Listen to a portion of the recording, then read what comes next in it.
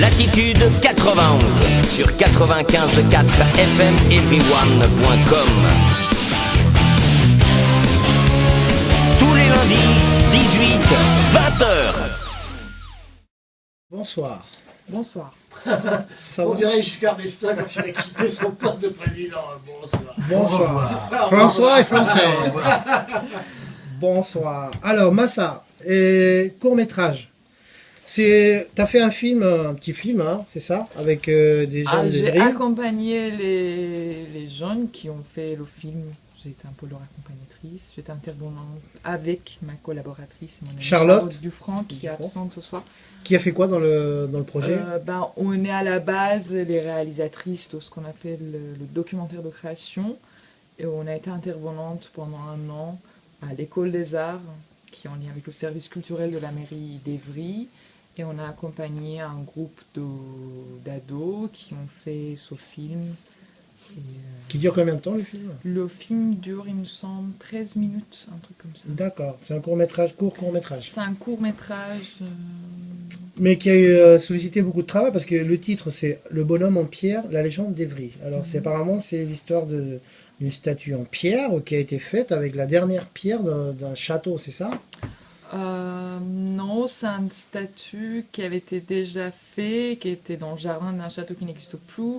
Et la statue est la dernière pierre qui existe de l'ensemble du château, son jardin, etc. Ah, c'est le dernier élément, en fait. Le dernier élément. C'est ouais. comme le dernier Voilà. Mohican, mais c'est la dernière pierre. C'est Oui, la- voilà, oui, c'est ça. Mais je la connais, mais cette statue-là, c'est dans le vieil Évry, ça. Exactement. Il y a une résidence autour. Exactement, qui s'appelle la résidence de bonhomme en pierre. Mais c'est un cri d'alarme, en fait, qui lance Massa dans ce film-là, c'est Ah ça? ouais C'est un cri d'alarme, puisque le patrimoine évryen est enterré par des nouvelles constructions. C'est ça, un peu, le truc, en fait. Pardon, excusez-moi. Lapsus, Oui. qui est pas les révélateurs? Qui est révélateur. Non? Oui, plus ou moins. En fait, à la base, on avait conçu un projet.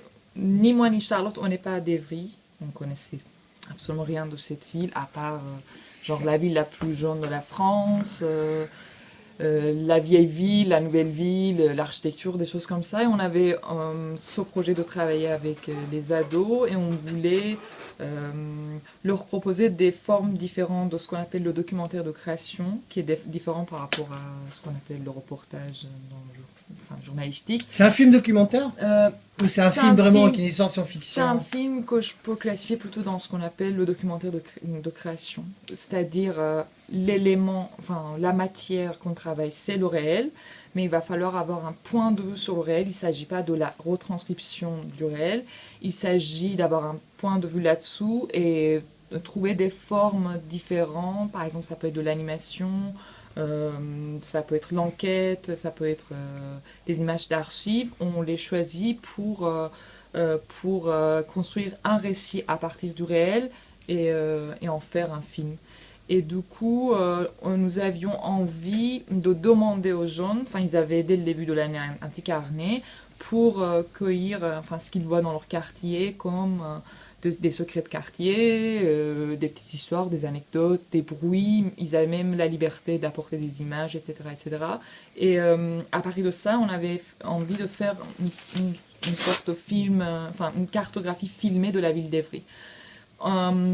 Parallèlement par rapport à ça, on faisait des recherches sur la ville d'Evry, on leur montrait aussi des extraits de documentaires pour qu'ils voient, par exemple, ils avaient tout à fait la liberté de choisir une forme poétique, ou bien de l'animation, ou bien de l'enquête, ou ce qu'on appelle le cinéma réel, pour nous raconter ces petits secrets, ces petites histoires.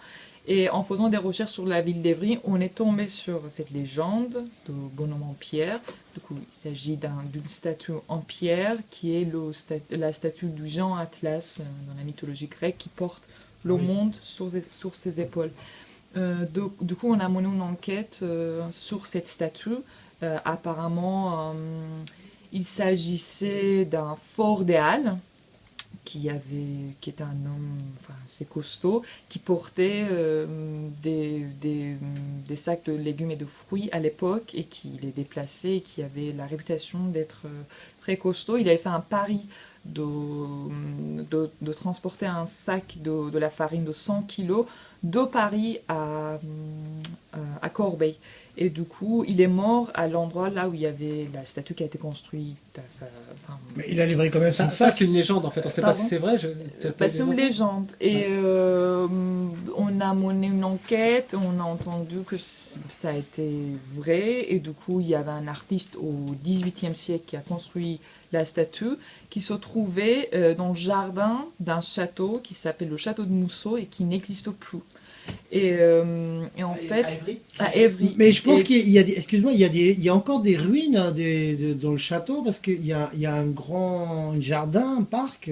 Oui, apparemment, C'était il y a là-bas, des non petits vestiges. Il y a il y a presque plus rien du tout. Et on a su que ce château a été détruit dans les années, à la fin des années 60, 1960, et au début des années 70, et de fil en aiguille, on s'est rendu compte qu'il y avait plusieurs châteaux qui ont disparu. Une petite grande bourg là. Exactement, au courant le 20e et le 19e siècle. Puis il y avait le château de mon arrière-grand-mère aussi qui a été détruit. Ah, Excuse-moi. Pour ceux qui auraient l'eau à la bouche en entendant tout ça, le court-métrage sera disponible sur la vidéo de l'interview sur la Source Info. Ah oui. Donc on pourrait regarder le court-métrage. En entier. Oh là là, la latitude 91 quand même. Justement, hein. en parlant du court-métrage, comment Tu vois, moi, aller j'écoute l'idée du jamais court-métrage? l'émission, je regarde jamais les vidéos.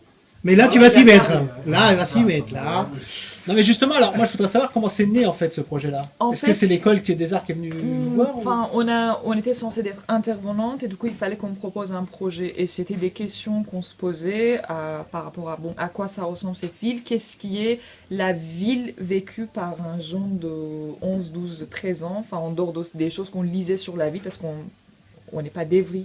Donc on avait envie de leur donner la voix qui nous raconte quel est leur quotidien et puis leur montrer un peu qu'il est important que les choses qu'ils perçoivent comme banales et enfin leur quotidien, c'est quelque chose qu'ils peuvent s'en servir afin d'en faire une histoire ou un récit.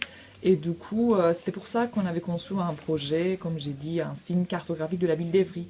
Mais comme par hasard, on tombe sur la statue en question, et de fil en aiguille, on tombe sur plusieurs châteaux qui ont disparu, et il y a de nouvelles choses à leur place. Du coup, en fait, pour le but, on avait envie de faire un film qui fait le lien entre le passé et le présent de la ville. C'est pour ça que je disais c'est un cri, une sorte de cri d'alarme aussi parce qu'il y a le patrimoine en fait local à nous qui disparaît. Ça quoi. rappelle un peu ce que nous disait Franck Seno quand il nous racontait l'histoire de la ville.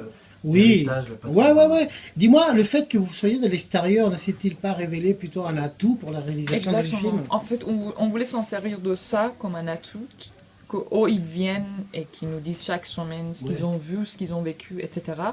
Et par exemple, Andy qui habite au quartier, enfin sur la place de la commune, on lui avait demandé qu'il fasse tout un tas de recherches sur ce qui veut dire la commune dans l'histoire de la France. Et par exemple, il nous avait raconté des bagarres dans son quartier et tout, ce qui sont les conflits maintenant. À côté de là où il habite, ce qui veut dire la commune et les conflits qu'il y avait à l'époque, pour quelles raisons, etc. Et en fait, on cherchait à tisser un lien entre le passé, le présent, et aussi un peu entre ici et là-bas, quelque part. Parce qu'on avait commis des reçus comme quoi la plupart des enfants sont issus peut-être de l'immigration, etc., etc. Par exemple, sur ce statut de bonhomme en pierre, qui est le statut du Jean Atlas, on a fait tout un tas de recherches sur la signification du mot Atlas. Et du coup, il y a une région en Algérie et au Maroc qui s'appelle Atlas. Et il se trouve que dans les châteaux qu'on allait visiter, ou les ruines des châteaux, on est tombé sur des grandes cèdres qui venaient de ces régions-là. Et qui avaient été amenées par un colonel à l'époque de Napoléon qui était passionné par le botanique, qui a apporté les arbres de la région Atlas. Du coup, on cherchait à tisser des liens entre, comme je vous ai dit, ici et là-bas, et le passé, le présent. Et le film avait pour le but ça, quoi. Marty, je reviens d'où? Du passé, non, du futur. Ça n'a rien à voir. Dis-moi, Olivier, Oui. qu'est-ce qu'il y a d'autre Bah, en fait, il faudrait savoir aussi, parce qu'il va être diffusé sur Internet, mais est-ce que vous allez avoir l'occasion, de le passer sur grand écran? Parce que c'est quand même là que ça vit le mieux, quand même. les Bien films. sûr, on l'a passé une seule fois sur le grand écran. Avec À la la ville, fin de- avec la ville. Avec la ville. Et C'était où? que j'ai plus de nouvelles. Oh, je suis pas d'Evry. Il n'est pas c'était d'Evry. dans- hein. D'accord. C'était non, parce pas qu'il y a- les Cinoches. Ah, j'ai un trou. C'est possible que ce soit les Cinoches, puisque C'était dans puisque une les- grande salle en fait. Oui, c'est l'école des arts, c'est Oui, parce c'est que la les gauche, je crois. Cinoches, qui- sont partis à la Glo. Ouais, c'est ça, voilà. c'est- Ouais. Bah, je pense que c'était les Cinoches parce que je connais pas très bien Oui, il la me semble ville. que ça doit être Donc, ça. si c'est j'ai un le petit nom. cinéma voilà. indépendant. Ouais, c'est intéressant comme démarche. C'est très intéressant. Bah oui, c'est sympa.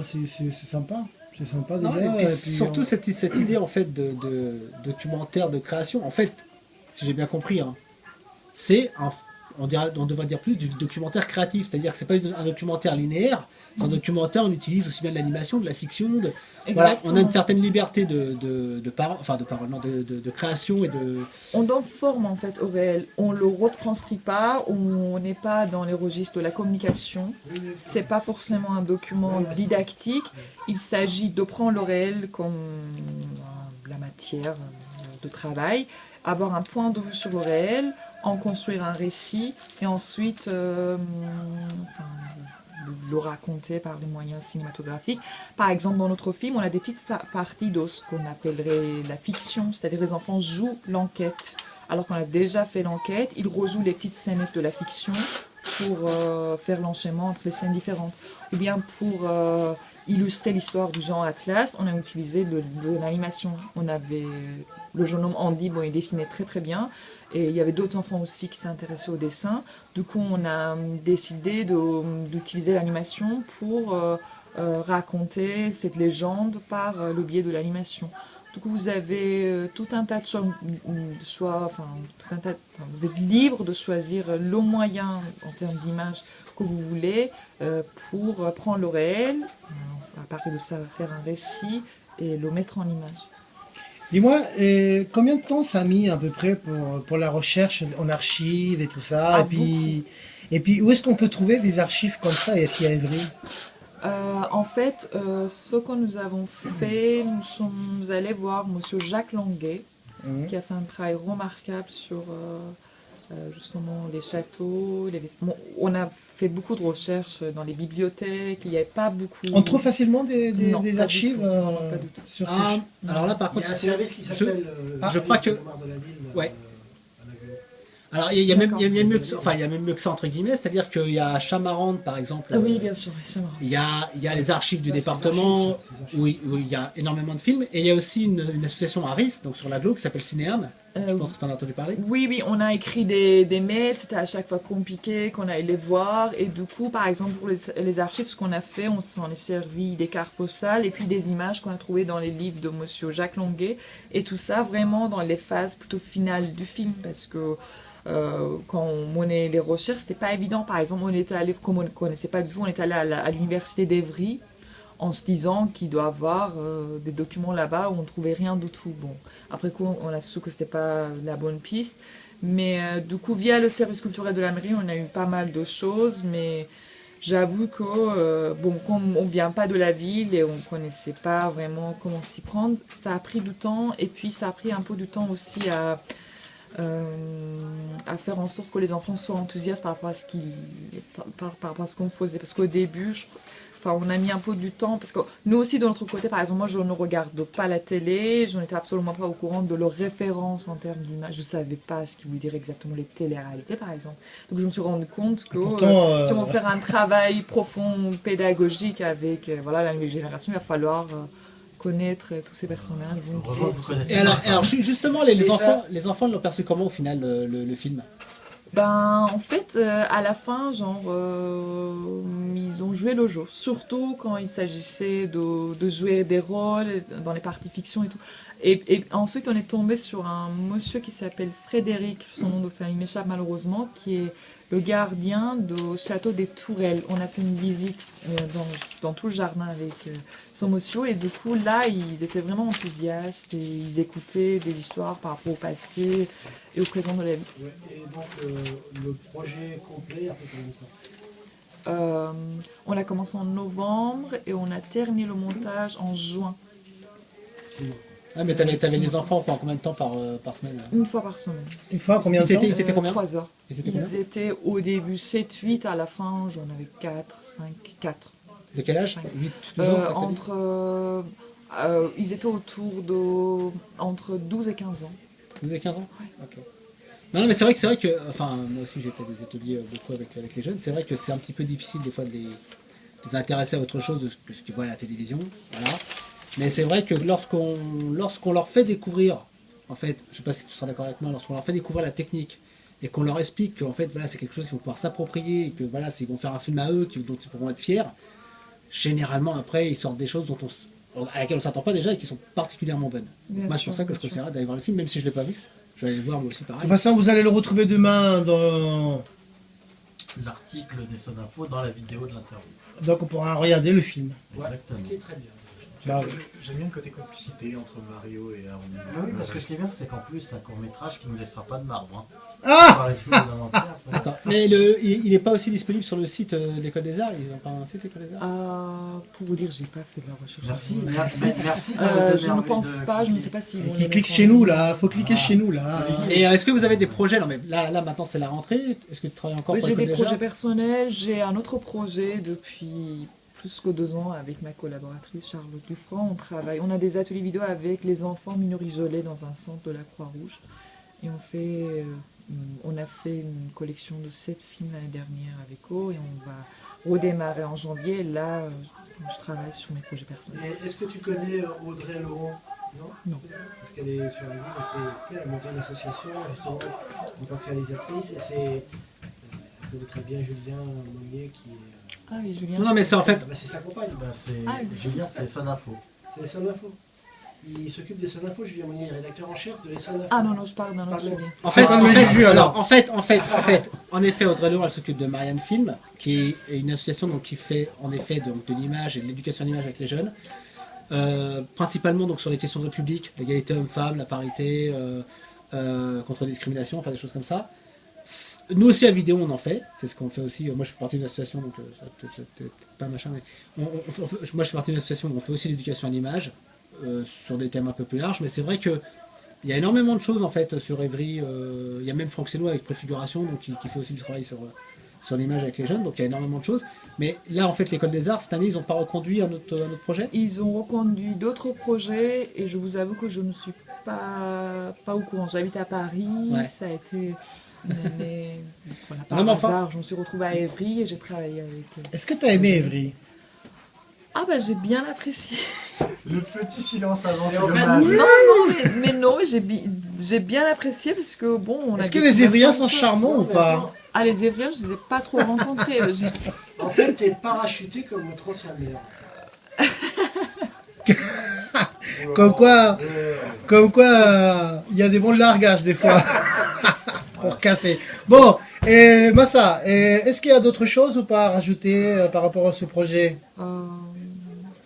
On oublie quelque chose? On aurait dû dire quelque chose? Non mais par contre tu peux peut-être nous dire où tu as fait donc d'autres films, là tu parlais d'une collection, on peut les voir où ces autres films? Les films que j'ai fait dans les cadres des ateliers ou les films personnels? Les films Personnel, personnels, ouais. tu l'as dit que tu as dit que tu avais un autre projet avec 7 films. Oui, là Vous je suis en avez train déjà d'écrire un réalisé. nouveau projet. Je suis un peu superstitieux, je préfère ne pas en parler. Non, j'ai mais je fait parle de des ce que tu as films. déjà fait. Mais t'as pas j'ai vu le déjà chat fait- noir j'ai- qui s'est J'ai réalisé un film en 2009 qui s'appelle En attente. Il fait 18 minutes. J'ai co-réalisé un film en 2010 qui s'appelle À bras de corps. Et ensuite, j'ai fait que des petites commandes. En fait, là, il s'agit d'un projet perso que je démarre. et que Et j'ai fait en ce moment. j'ai une question. Imaginons que je sois jeune et que j'ai envie de faire un court-métrage. Où est-ce que je peux vous contacter?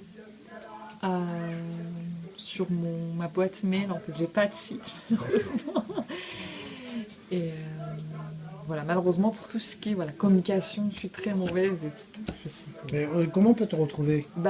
Sur Le mail Gmail. Alors, Gmail, c'est quoi ton mail?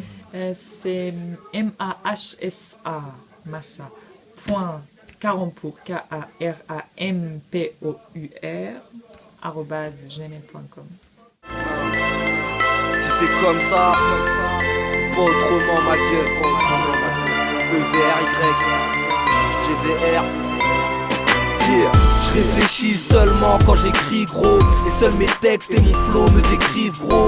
Gère mes bails, mêle-toi de tes affaires. J'ai un temps de réaction imminent parce que c'est la guerre. Un lascar. Ah, c'est quoi ça? Je crois qu'il réfléchit, pas les couilles. Mais il est bizarre ce gars. Ouais, il est bizarre. T'as vu? Comment mais- il s'appelle? C'est le bonhomme en pierre. On dirait pas, on dirait Atlas. Atlas, c'est qui ça? Mais c'est le titan là qui s'est battu contre les dieux de l'Olympe. Ah ouais! En fait, Atlas, c'était un titan. Il était musclé, il était fort, aventurier, il était grand, mais pas assez grand en fait. Il était normal. Il voulait faire la guerre aux dieux de l'Olympe, mais en fait il a perdu. Et Zeus, il l'a obligé à porter la terre sur ses épaules, jusqu'à la fin de la création du monde.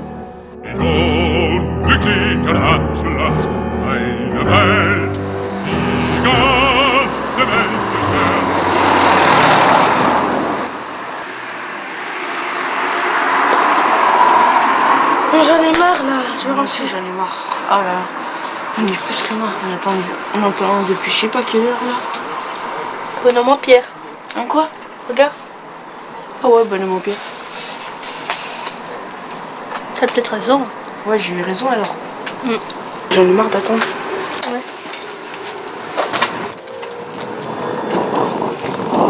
Bah regarde, on s'en va, il y a le bus. C'est génial. Mais les...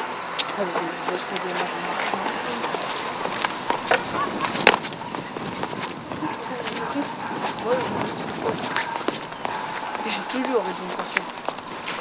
Les hommes ont toujours raison. Est-ce que vous connaissez l'histoire du bonhomme en pierre? Ah non, ça fait pas longtemps que je suis là. Ah ok. Ça fait pas longtemps que je suis là, je suis arrivé. Je peux pas te dire. Faut voir des autres locataires, ils connaissent depuis longtemps. Ok. D'accord. Merci.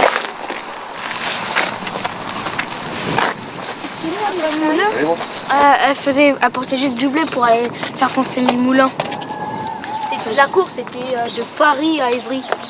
Il devait faire une course et c'était le premier qui arrive, je crois qu'il gagnait un prix. Mais en fait, quand elle est arrivée, la personne, elle est morte. Elle est morte là-bas et après, c'est pour ça qu'ils ont fait une statue là-bas. Il me fait penser un peu à Hercule.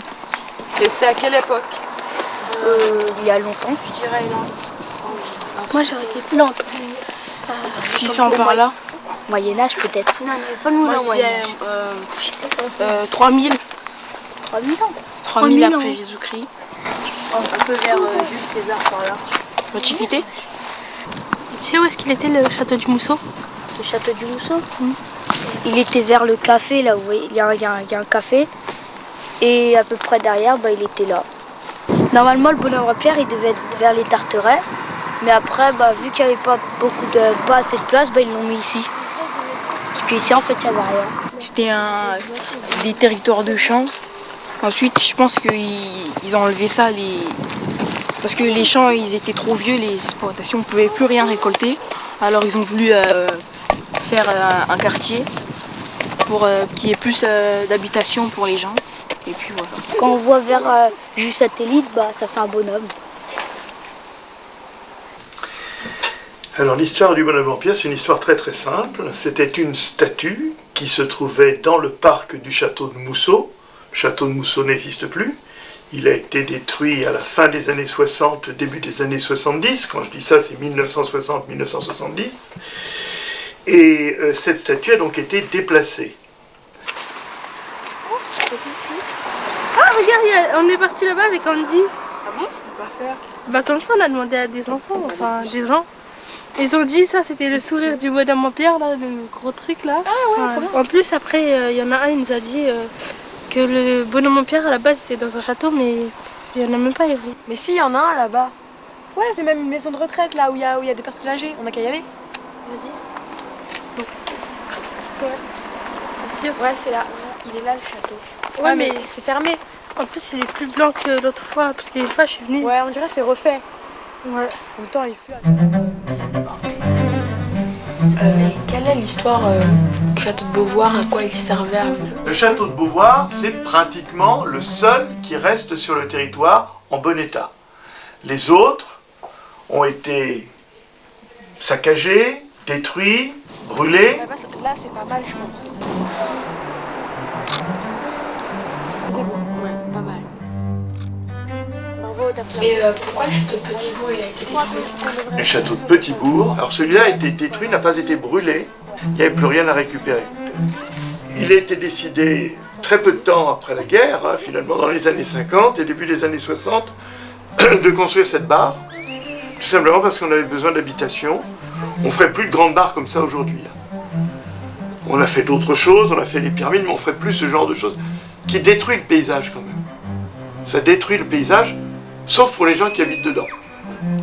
Parce qu'eux, ils ont une vue magnifique sur la Seine et sur la forêt de Sénart.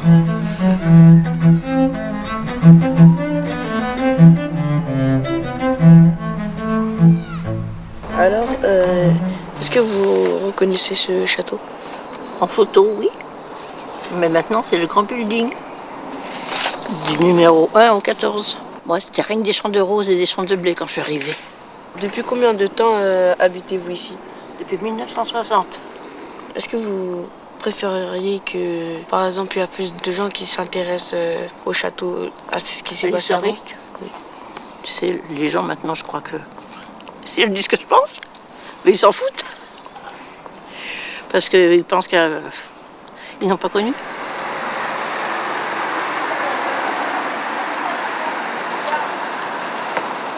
Ah, je crois que c'est là. C'est le bon endroit. C'est sûr. C'est le bon endroit.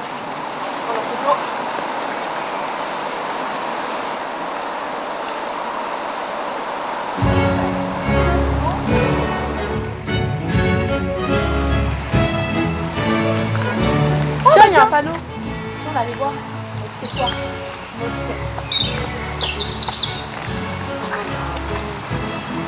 Il y a une photo là. C'est presque pareil. Ah, vous l'appelez aussi château du bras de fer. Attends. Il aurait été démoli à la demande de son propriétaire. Ah, bah il a été détruit. Le château des Tourelles est brûlé par les Allemands.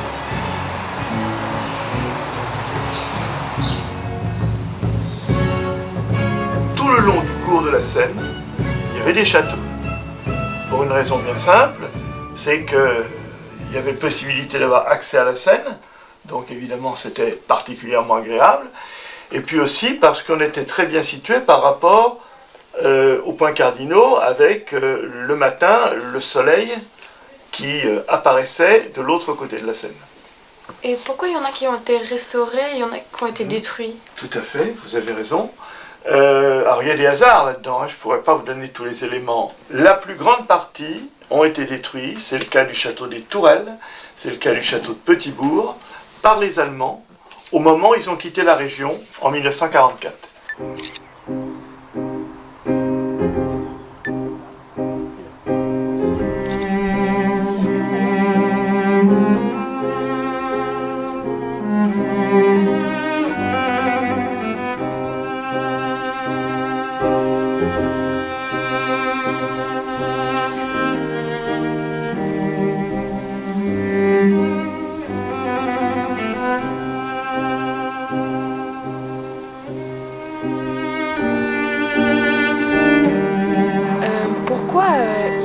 La tour du château. La tour du château. Alors cette tour, il faut savoir aujourd'hui que c'est un château d'eau qui alimentait le château du parc des Tourelles et tout son ensemble. Il y a encore quelques vestiges historiques de l'époque, mais aujourd'hui il n'existe plus rien du tout du château par exemple. Les cèdres, ils venaient d'où? Les cèdres comme les cèdres de l'Atlas.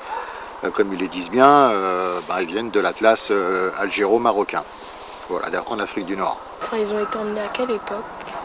On sait que le château a été construit en 1826, la première fois. Donc on suppose que ce cèdre, comme d'autres arbres, ont été amenés à la construction du château. Il y avait un ancien colonel de l'armée napoléonienne qui était amoureux de la botanique, qui cultivait lui des cèdres de l'Atlas, là-bas en Algérie ou au Maroc.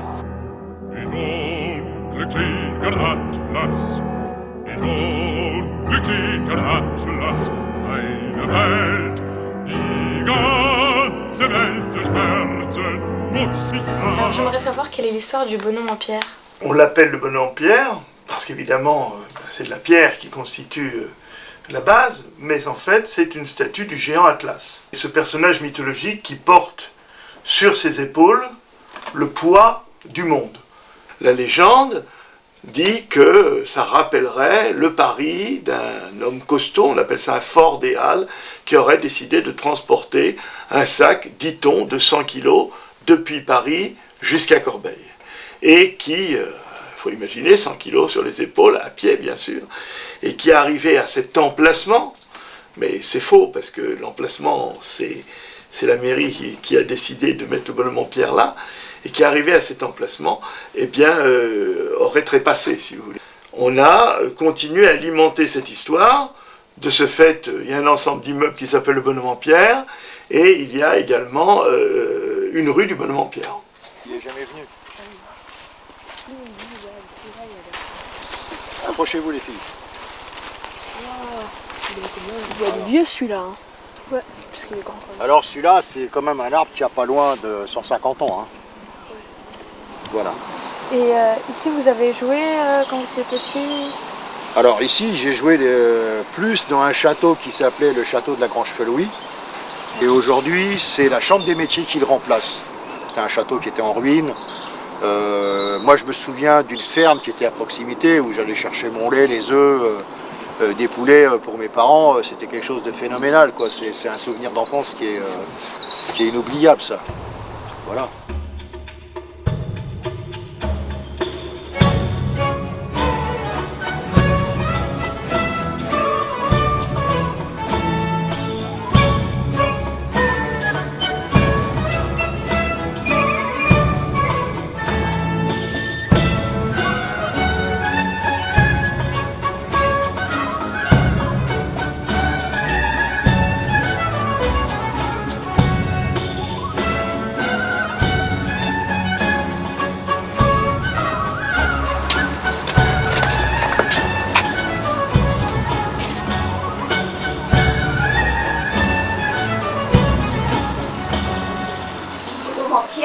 Pourquoi le bonhomme en pierre il a plus de bras? Il a plus de bras? Je ne sais pas. Je ne connais pas l'histoire du bonhomme en pierre. Donc, ça fait 14 ans que je travaille là et j'ai jamais fait attention qu'il y avait une statue. Je passe, c'est vrai que quand on travaille, on ne regarde pas trop ce qui se passe autour. Donc, non, on ne la voit pas trop cette statue là, je ne la vois pas. Enfin, j'y fais pas attention.